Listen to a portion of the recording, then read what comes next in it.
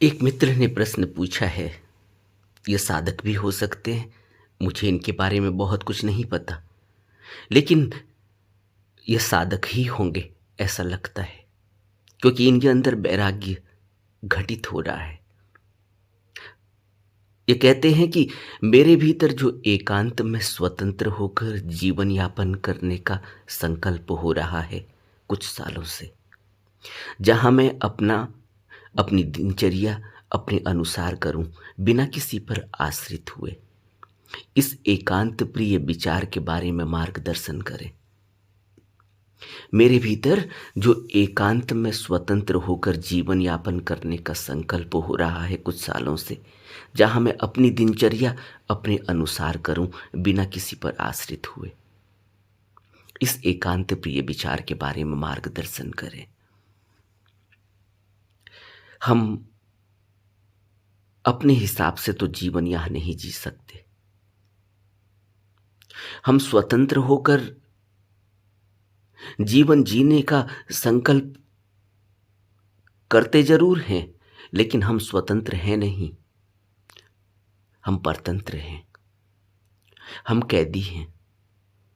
हम इस भवबंधन में इतनी बुरी तरह से उलझे हुए हैं कि अगर हम यह सोचें कि हम स्वतंत्र हो जाएंगे, कहीं किसी देश में जाकर, कहीं किसी स्टेट में जाकर, कहीं कोई नौकरी करने के बाद स्वतंत्र हो जाएंगे, या घर गृहस्थी बसाने के बाद स्वतंत्र हो जाएंगे, या जब बाल बच्चे सेटल हो जाएंगे, हम 50 में पहुंच जाएंगे, या हम रिटायर्ड हो जाएंगे, तब हम स्वतंत्र हो जाएंगे। जब हमारी सारी जिम्मेवारियां पूरी हो जाएंगी, तब हम स्वतंत्र हो जाएंगे। हम स्वतंत्र कभी भी नहीं हैं, हम परतंत्र हैं। इस बात को अच्छी तरह से अपने जीवन में, अपने मन में बैठा लेना चाहिए। इसी को बुद्ध कहते हैं कि जन्म भी दुख है, जरा भी दुख है, और मृत्यु भी दुख है। और हम जन्म ले चुके हैं। और ये दुख क्यों है? क्योंकि हमारा यहाँ कुछ भी नहीं, हमारी कोई चॉइस ही नहीं है। बिना चॉइस के हम पैदा हुए हैं। क्या हमने अपने माँ बाप को चूज किया कि कौन से हमारे माँ बाप होंगे? क्या हमने अपने कुल, अपने परिवार को चूज किया कि कौन हमारी माँ होगी, कौन हमारी बहन होगी, कौन हमारा भाई होगा, कौन हमारा चाचा होगा, ताऊ होगा, कौन से परिवार में हम होंगे? वहाँ वो समृद्ध परिवार होगा या दरिद्र परिवार होगा, वो व्यवसायी होगा या वो कोई राजसी ठाट बाट वाला परिवार होगा? क्या हमने कुछ यहाँ तय किया हुआ है? हम तो यहाँ पटक दिए गए हैं। और क्यों पटक दिए गए हैं? अपने कर्मों के खातिर, अपने संस्कारों के खातिर। आज हम इस तरह का जीवन क्यों जी रहे हैं? क्यों नहीं हम सीधे बुद्ध हुए? बुद्ध भी तो एक बच्चे की तरह ही पैदा हुए थे, और वह सम्यक संबुद्ध हो गए, तथागत हो गए। और हम कहाँ हैं? हमारा जीवन जीने का तरीका, हमारी सोच, हमारे भाव एक दुनियावी आदमी से भी गए गुजरे हैं। हम हर जगह ठोकर खाते हैं। क्यों? क्या फर्क है एक बुद्ध में और हम में? क्यों है ये फर्क है? ये फर्क यही बताता है कि हमने कुछ ऐसा किया है, हमने कुछ ऐसे बीज बोए हैं, जिन बीजों को अब हम, जब वो फसल पैदा हुई है, उस फसल को काट रहे हैं। लेकिन हमें पता नहीं कि हमने क्या बोया। लेकिन बुद्ध को पता है, गुरु को पता है कि हमने क्या बोया है। यह विचार तो अच्छा है कि एकांत में स्वतंत्र होकर जीवन यापन करने का संकल्प पैदा हो रहा है कुछ सालों से। कहीं ना कहीं कोई वैराग्य, कहीं ना कहीं कोई ऐसी चोट लगी होगी, कहीं ना कहीं कोई ऐसी विरक्ति का भाव पैदा हुआ है अगर, तो इसके पीछे कारण जरूर होगा। और कारण यह भी हो सकता है कि हम जो पाना चाहते थे वो नहीं पा पाए, हम जो करना चाहते थे वो नहीं कर सके, वह जो हम नहीं कर सके, अब हम सोचते हैं कि शायद हम स्वतंत्र होकर उसको कर पाए, या स्वतंत्र होकर कोई ऐसा जीवन जी पाए। ऐसा कोई जीवन धरती पर नहीं है तब तक जब तक हम कर्मों से बंधे हुए हैं, जब तक हम संस्कारों से बंधे हुए हैं, जब तक हम दुख को नहीं समझे। बुद्ध ने कहा कि दुख आर्य सत्य है, दूसरा आर्य सत्य बुद्ध ने कहा कि दुख का समुदय है। आप कहां स्वतंत्र होकर जिएंगे? आपको दुख के समुदय का नहीं पता। आप कहां जाएंगे? पहाड़ों में कहीं चले जाएंगे, किसी पर्वत पर जाकर बैठ जाएंगे, लेकिन दुख के समुदाय का आपको नहीं पता। वहां भी कोई कौवा ऊपर से आपके ध्यान साधना को डिस्टर्ब कर देगा। आप ध्यान साधना में होंगे, वो काव काव कर रहा होगा। आप धूप ले रहे होंगे, वो ऊपर से बीट कर देगा। आप ध्यान साधना में मस्त होंगे, तभी कोई सांप, कोई अजगर, तभी कोई कीड़ा मकोड़ा आपको परेशान करने लगेगा। तभी कोई मकड़ी ऊपर से जाला बुनेगी और वो मकड़ी का जाला आपके सर तक पहुंच जाएगा। आप कहां जाएंगे? यहां दुख का समुदाय है। आप अगर कहीं किसी देश कंट्री में जाएंगे, वहां सेकंड सिटीजन होंगे। आप अगर रिचेस्ट पर्सन भी हो जाएं, दुनिया के सबसे समृद्ध व्यक्तियों में आप सबसे ऊपर भी हो जाएं, तो तब भी आप स्वतंत्र नहीं होंगे। तब भी अंदर एक और भावना पैदा हो जाएगी कि अब यह सबसे समृद्ध व्यक्ति का यह खिताब बचाया कैसे जाए। अब मैं कहीं दूसरी पायदान पर न चले जाऊं। अब मैं क्यों न एक आयरलैंड खरीद लूं। आयरलैंड खरीद लिया लोगों ने, लेकिन वो कभी सुखी हुए? वो कभी स्वतंत्र हुए? वहां फिर परेशानियां पैदा हो जाती। कहां जाएंगे हम? हम स्वतंत्र होकर जीवन यापन कहां करेंगे? हम एक बड़े आईएएस ऑफिसर हो जाएंगे, फिर भी स्वतंत्र होकर जीवन कैसे जिएंगे? आपने टिकट ले लिया एरोप्लेन का, आपने फ्लाइट पकड़नी है, मालूम पड़ा फ्लाइट कैंसिल हो गई, अभी हुई थी कुछ दिनों पहले। अब आप कहाँ स्वतंत्र होकर जीवन जिएंगे? आपके पास पैसे भी हैं, आपने उन वस्तुओं का भोग करने की व्यवस्था भी जुटा ली है, लेकिन फिर भी आप सुखी तो नहीं हुए। क्या करेंगे? अब एयरलाइंस अपना खरीद लें।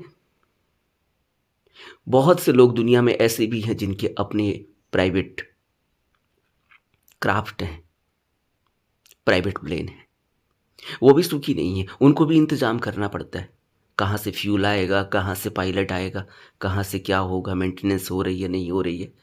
फिर हवाई जहाज जब आकाश में उड़ेगा तो वहां कोई पंछी टकरा जाएगा, फिर क्या करेंगे? आप कहाँ स्वतंत्र होंगे?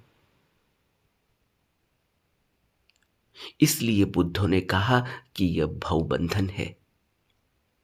इस भवबंधन से निकलना आसान नहीं।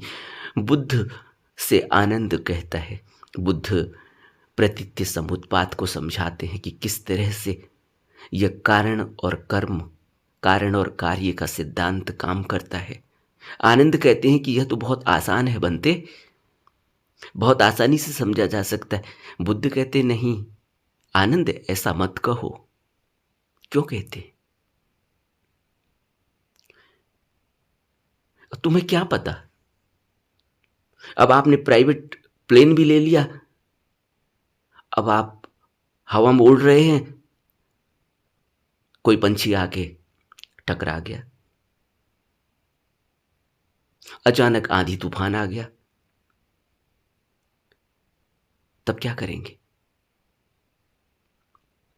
कहां स्वतंत्र होकर जीवन जिएंगे? स्वतंत्रता तो अंदर से लानी है, और अंदर से स्वतंत्र होने के लिए मन को स्थिर करना होगा, मन को स्वतंत्र करना होगा। अभी हमारा मन क्या है? हम जिसको मन कहते हैं, हमें मन का तो पता ही नहीं है। हम जिसको मन कहते हैं वो हमारा अपना बनाया हुआ मन है। अभी वो हमारा अपना बनाया हुआ मन क्या है? उसी में अभी ये स्वतंत्रता घट रही है। ये अपना बनाया हुआ मन है जिसमें स्वतंत्र होने का विचार उठा है। वो अपना बनाया हुआ मन है जो एक कल्पना कर रहा है कि कहीं कोई एक ऐसा यूटोपिया होता, जहां राम राज्य होता, जहां सब स्वतंत्र होते, जहां सबकी इच्छाओं की पूर्ति होती। यह हमारा मन है जो काम वासना को भोग लेना चाहता है। यह हमारा मन है जो सभी प्रकार के भोगों को, इच्छाओं को पूरा कर लेना चाहता है। यह हमारा मन है। हमें कुछ अच्छा लग रहा है, दूसरे को वही बुरा लग रहा है, वो उसका मन है। इस तरह से यहां जितने प्राणी हैं उतने मन हैं। अब कहां स्वतंत्रता की बात? तुम स्वतंत्र होने चले हो, लेकिन तुम्हारे चलने से ही किसी को दिक्कत है। आप रास्ते में चल रहे हो कहीं अमेरिका में, आपके बगल में, आपके पीछे से कोई आदमी, उसको आपके चलने से दिक्कत हो रही है, क्योंकि आप ऐसे चल रहे हो कि धूल उठ रही है। आप घिस के चल रहे हो, आप एड़ी को घसीट के चल रहे हो। दूसरा आदमी परेशान हो रहा है, आपके जूतों की आवाज से परेशान है। वो बगल से जा रहा है, देख रहा है कैसे चल रहा है ये आदमी। घोड़े की नाल की तरह जमीन पर घोड़ा चलता है, उसकी नाल जमीन पर पड़ती है। आप रास्ते पर चल रहे हो कहीं स्विट्जरलैंड में, आपके मुंह से धुआं निकल रहा है, ठंड बहुत है, लेकिन वो आपके धुएं से परेशान है। मुंह से धुआं निकल रहा है, भाप निकल रही है, हवा निकल रही है, उसी से वो परेशान है। वो कहता है इसकी भाप मेरे मुंह पर आ रही है। कहां स्वतंत्र होंगे आप? गहराई में विचार करेंगे अगर, तो पाएंगे कि इतनी बुरी तरह से जंजीरें, इतनी बुरी तरह से बेड़ियां पड़ी हैं हमारे हाथों पांवों में, गर्दन में। हम यहां से निकल नहीं पाएंगे। इसीलिए बुद्धों ने, गुरुओं ने, संतों ने कहा है कि एक जन्म क्या, जन्मों जन्मों तक भी अगर यहां आकर हम अपने प्रयास से साधना करने लगे तब भी मुक्त नहीं हो पाएंगे। हमें मार्ग लेना होगा। बुद्ध ने आर्य अष्टांगिक मार्ग दिया। बुद्ध ने अनुशासन दिए, नियम दिए, विनय दिए, संयम दिए। क्यों दिए? क्या हमको परतंत्र करने के लिए? आप कहते हो कि मुझे तो स्वतंत्र होकर जीवन जीने का संकल्प पैदा हो रहा है कि मैं अपनी दिनचर्या को अपने अनुसार करूं। आप सोचो, अब फिर तो आप बुद्ध के नियम अनुशासन पर भी नहीं चलोगे, क्योंकि बुद्ध के नियम अनुशासन है जहां हिंसा नहीं करनी, मांस नहीं खाना, शराब नहीं पीनी, नशा किसी भी प्रकार का नहीं करना, व्यभिचार नहीं करना, करुणा, दया, चोरी नहीं करना, ठगी नहीं करनी। और आप अपने हिसाब से जीवन, अपने हिसाब से अपनी दिनचर्या बनाना चाहते, कैसे होगा? ध्यान करने के लिए आपको अपनी दिनचर्या पर ध्यान करेंगे। और बुद्धों ने, संतों ने कहा कि अगर आप ध्यान उस समय करें जिस समय बिल्कुल ही एकांत हो, किसी एकांत जगह में जाकर, एकांत वक्त में। अब आप ध्यान करेंगे, आपको बुखार हो गया, आपके पेट दर्द हो गया, आपको ठंड लग रही है। अब क्या करेंगे? मौसम के हिसाब से है सब कुछ, मौसम बदल रहा है। अब आप अपने हिसाब से जीना चाहते, कैसे जिएंगे? आप ध्यान करना चाहते हैं, बाहर ठंड बहुत है। अब आपने इंतजाम कर लिया ठंड से बचने का, फिर आपको नींद आने लगे, क्या करेंगे? बुद्धों के जीवन, बुद्धों की समझ, बुद्धों का जो अपना जीवन जीने का तरीका, जो उन्होंने पाया, जो उन्होंने अपनी हड्डबीती से, अपने अनुभव से पाया, उसको उन्होंने हमें दिया है। और उन्होंने कहा कि तुम मध्य मार्ग में जियो। समाज से बाहर रहकर जंगल में भी नहीं जी सकते।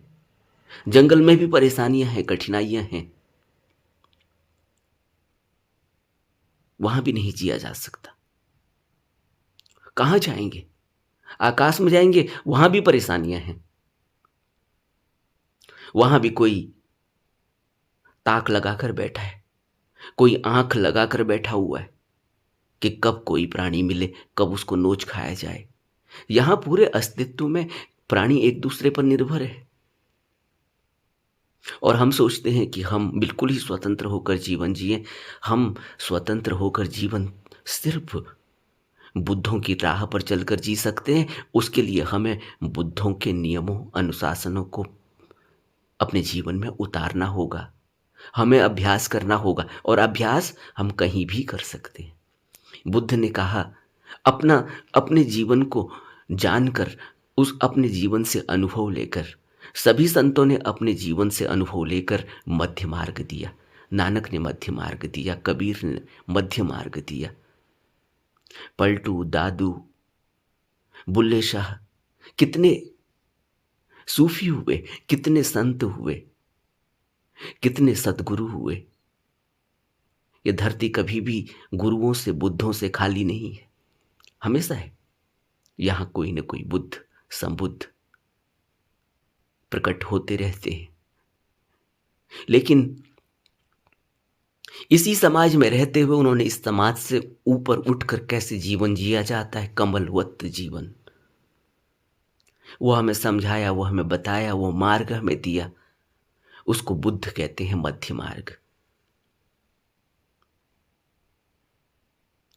और नानक कहते हैं कि गल्ली जोग न होई।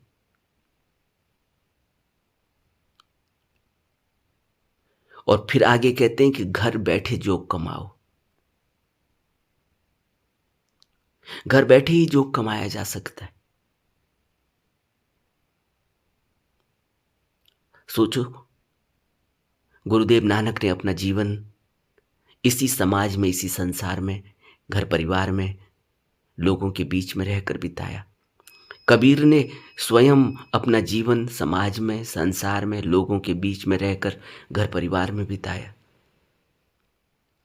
बुद्ध ने भी घर से बाहर निकले, 8 साल तपस्या की, और उसके बाद जो पाया, फिर हमें मध्य मार्ग दिया कि नहीं, ऐसा करने की जरूरत ही नहीं है जो मैंने किया।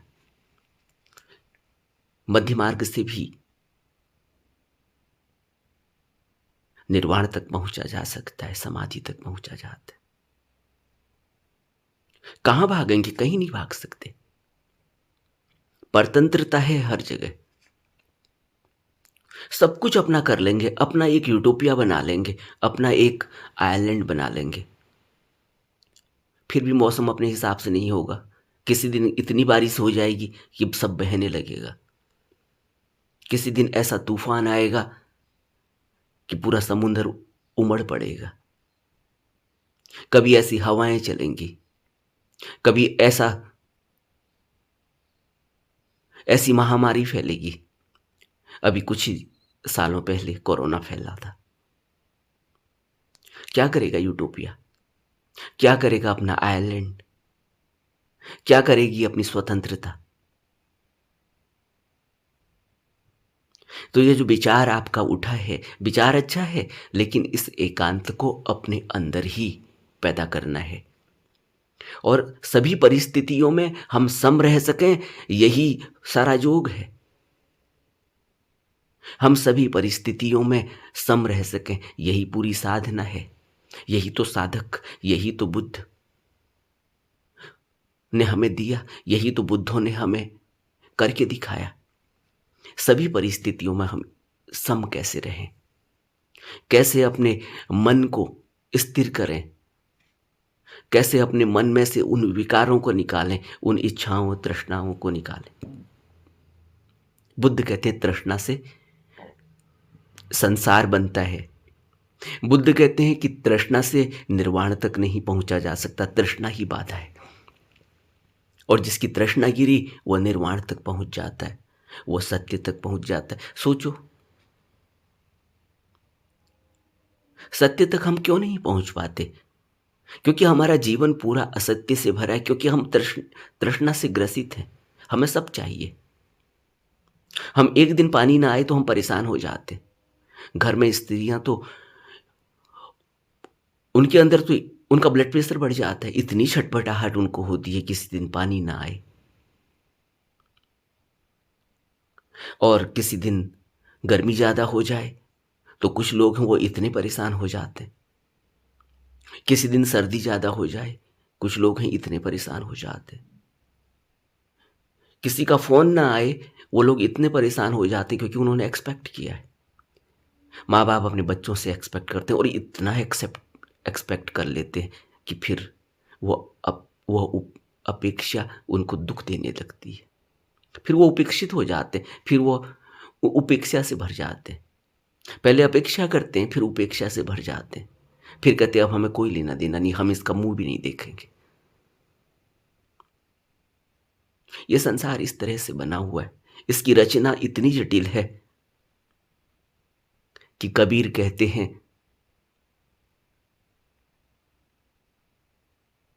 जो ये चादर बुनी गई है, इसको बुना ही ऐसा है।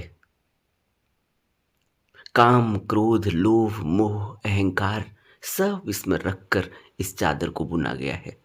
इसमें तृष्णा भी है, इसमें वासना भी है, इसमें कामना भी है। और इसी में उस साईं ने, कबीर कहते हैं कि उस साईं ने इसी में एक ऐसा दरवाजा भी रखा हुआ है, एक ऐसी व्यवस्था भी रखी हुई है कि इसको ज्यों की त्यों धर दी नीचे धरिया, जैसे यह हमें मिली है हम इसको वैसे ही लौटा भी सकते हैं। हम इसमें कुछ नहीं करते, कुछ जोड़ते नहीं, कुछ घटाते नहीं, कुछ लगाते नहीं, कुछ कम नहीं करते, कुछ ज्यादा नहीं करते। जैसी है वैसी ही इसको वापस कर देना। उसके लिए कहीं भागने, कहीं जाने की जरूरत नहीं, क्योंकि संसार की रचना ऐसी है, यहां हर जगह दुख ही दुख है और हर जगह यहां सुख ही सुख है। बुद्ध उस सुख को जीते हैं। उनको कोई दुख, कोई सुख असर ही नहीं करता। वो उस स्थिति में जिसको वो असुख अदुख स्थिति कहते हैं। और हम जो जीवन जी रहे हैं उसमें दुख ही दुख है। बुद्ध कहते हैं कि संसार में जो जीवन जिया जा रहा है वो तो संसार में तो दुख ही दुख है, लेकिन हम संसार में सुख बटोरना चाहते हैं। शादी करते हैं, पति पत्नी बच्चे घर परिवार सब मिलता है, लेकिन बुद्ध इसको सुख नहीं कहते। बुद्ध कहते हैं कि इसका अंत फिर दुख में हो जाएगा, क्योंकि फिर मृत्यु आ जाएगी। कहां स्वतंत्र होंगे? मृत्यु से थोड़ी स्वतंत्रता होती है, मृत्यु से पार चले जाने में स्वतंत्रता है। तभी तो बुद्ध घर से निकले। जब उन्होंने देखा एक बूढ़ा, जब उन्होंने देखा एक बीमार, जब उन्होंने देखा एक मृतक, उन्होंने कहा कल मैं भी ऐसे ही मर जाऊंगा और मुझे भी ये चार लोग ऐसे ही उठा कर ले जाएंगे। कल तक ये आदमी बोल रहा था, लेकिन आज ये भी नहीं कह सकता कि मुझे कहाँ ले जा रहे हो। और ये चार आदमी इसको ले जाकर या तो आग में जला देते हैं या इसको जमीन में दबा देते हैं। और ये बोल भी नहीं पाता, ये यह भी नहीं कह पाता कि तुम मेरे साथ ही क्या कर रहे हो। तो कौन था वो जो कह रहा था, जो कौन था वो जो अब तक बोल रहा था, और कौन है जो अब कुछ नहीं कहता? कौन था जो चला गया और अब कौन देखेगा उसको कि वो कहाँ चला गया? तो मृत्यु के बाद तो देखने का कोई उपाय भी नहीं है कि कौन है वो जो बोल रहा है। मृत्यु से पहले ही उसको खोजना होगा।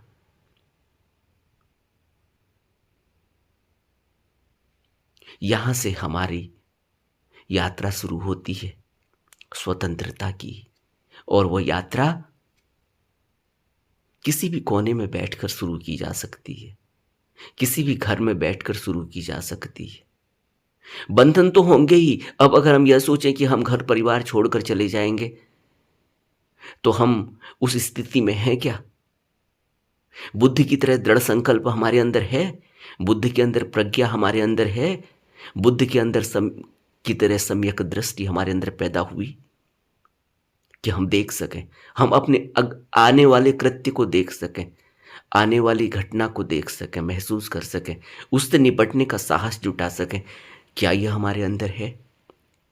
बुद्ध के अंदर यह था, तभी बुद्ध ने घर छोड़ा, राजमहल छोड़ा। हम राजमहल पाना चाहते हैं, हमारी पूरी तैयारी, हमारी पूरी दौड़ भाग, हमारा पूरा जीवन जो हमने दांव पर लगा रखा है, इसलिए तो लगा रखा है कि हमें राजमहल की तरह सुख मिले। हम राजमहल तो पाना चाहते हैं, और बुद्ध ने राजमहल छोड़ दिया। यही तो फर्क है बुद्ध में और हम में, क्योंकि वहां भी नहीं है जो हम पाना चाह रहे हैं राजमहल, वहां भी कुछ नहीं है, वो अभी दूर के ढोल है। बुद्ध यही कह रहे हैं, और बुद्ध यह भी कह रहे हैं कि जंगल में भी नहीं है, मिलेगा तो अपने ही अंदर मिलेगा, और वो अपने अंदर राजमहल में भी कमाया जा सकता है और जंगल में भी कमाया जा सकता है। बुद्ध ने इसीलिए तो मध्य मार्ग दिया। वो मध्य मार्ग देने का अर्थ ही यही है कि मैंने जो कुछ किया, इतना कुछ भी करने की जरूरत नहीं थी। बुद्ध ने स्वयं कहा, मध्य मार्ग से भी पाया जा सकता है, घर गृहस्थ में, समाज में रहते हुए भी, सब लोगों के बीच में रह के भी पाया जा सकता है। भागकर नहीं पाया जा सकता, क्योंकि भागकर तो हम ही जाएंगे ना। कौन जाता है? जरा सोचो, हम इस देश से दूसरे देश चले जाते हैं, रहते तो हम वैसे ही हैं। अगर हम राजनीतिज्ञ हैं तो वहां भी राजनीति करते हैं। अगर हम धन पशु हैं तो वहां भी हम धन ही धन, धन ही धन करने लगते हैं। और अगर हम स्वार्थी हैं, अगर हम ठगी करने वाले हैं, अगर हम चोरी करने वाले हैं, तो हम दूसरी जगह जाकर भी वही करते हैं, क्योंकि हम लेकर जा रहे हैं। यह हमारा नेचर है, हमारा स्वभाव है। हमें अपने नेचर को, अपने स्वभाव पर काम करने की ज़रूरत है। हमें अपने मन पर काम करने की ज़रूरत है, और मन पर काम तो घर में रहते हुए किया जा सकता है। अब घर से भागा नहीं जा सकता, ये तो अपने आप छूटेगा। अगर हम यह सोचें कि नहीं नहीं, हम माँ बाप से अलग हो जाएंगे, हम भी बुद्ध की तरह एक नवजात शिशु को छोड़कर चले जाएंगे, अपने बच्चे को, अपनी पत्नी को छोड़कर चले जाएंगे, हो पाएगा? ये प्रश्न है। अगर हम ये सोचें नहीं नहीं, हम मांग कर खा लेंगे, तो पूछ अपने अपने से अपने अंदर झांकना होगा। अगर हम सोचे नहीं नहीं, हम जंगल में फूल पत्तियां, कंदमूल, फल खाकर रह जाएंगे, क्या ये पॉसिबल है? अगर हम ये सोचे नहीं नहीं, हम नौकरी नहीं करेंगे, नौकरी में तो बड़ा कष्ट है, बिजनेस कर लेते हैं, तो क्या बिजनेस में कम कष्ट है?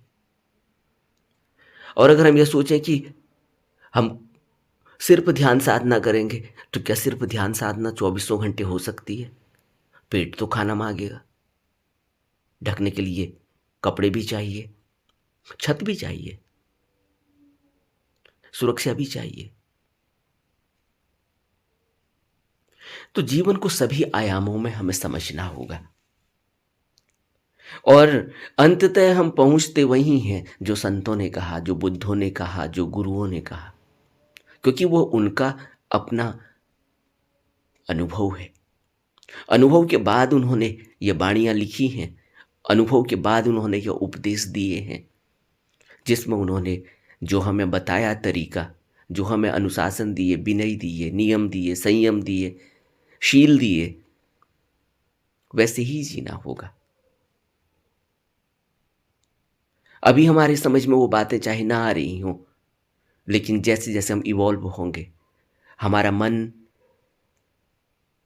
हमारे समझ में आएगा, मन की प्रवृत्तियां हमारे समझ में आएंगी। जैसे जैसे हम मन से ऊपर उठने लगेंगे, उस दायरे से ऊपर जाएंगे, इस लोअर माइंड को छोड़ेंगे, उस चेतनता को अपने अंदर महसूस करेंगे, तब हमें पता चलेगा कि बुद्धों की शिक्षा के अलावा तो और कुछ है ही नहीं। बुद्धों की शिक्षा पर ही चलना होगा, उसी का पालन करना होगा। मार्ग एक ही है, क्योंकि अंदर जाकर मार्ग एक ही होता है। अंदर तो वही प्रकाश है जिसको बुद्ध कहते हैं अत्तो दीपो भव। तुम अपना दीपक खोजो, अपना प्रकाश खोजो।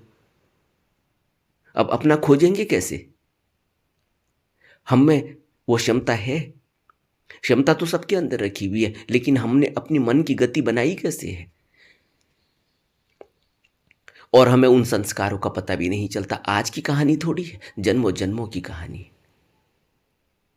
इसलिए हमें अब बड़ी सोच समझ से चलना होगा। बुद्धों के बताए हुए रास्ते पर चलना होगा। धीरे धीरे एक एक कदम रखना होगा, छोटा छोटा कदम रख कर चलना होगा। जेट जंप नहीं लगाई जा सकती, कोई शॉर्टकट है भी नहीं। आध्यात्म में कोई शॉर्टकट नहीं। इन सभी बातों पर विचार करेंगे तो अनुभव में आएगा कि हम घर में रहकर भी एकांत में रह सकते। मन को रोकना है, मन को स्थिर करना है, मन को शांत करना है। वह बाजार में भी शांत रह सकता है और वह पहाड़ों, पर्वतों, जंगलों में भी शांत नहीं रह सकता। सब हमारे अंदर ही है। नमो बुद्धाय।